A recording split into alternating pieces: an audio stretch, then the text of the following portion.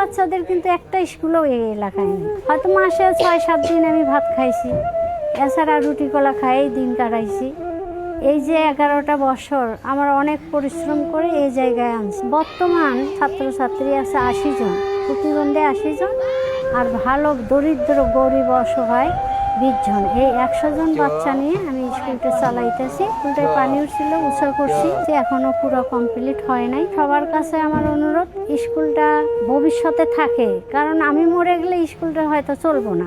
আর সবচেয়ে আমি আল্লাহর কাছে হাজার শুকরিয়া, এই 11 বছরে এই স্কুল থেকে 35 জন বাচ্চারে আমি সিআরপিতে চাকরি দিয়েছি। এটাই আমার গর্ব, সবচেয়ে গর্ব আমার এটা, যে আমি এই রকম বাচ্চাদের চাকরি দিতে পারি। এখানে শুধু স্কুলেই না, ক্লাসই করে না, ওরা ক্লাসের পাশাপাশি কাজও ওদের শেখায়, মেশিনের কাজ, হাতের কাজ, আমি সব কাজই শেখাই। আমি যা পারি তাই ওদেরকেও শেখাই। এখানে কোনো বিনিময় না, ম্যাডাম কোনো বেতন ভাতা কিছুই নেয় না, কিন্তু উনি নিঃস্বার্থে পড়াইতেছে, কারণ সমাজে পিছিয়ে পড়া মানুষের জন্য উনি চিন্তা করছেন অনেক ভালো।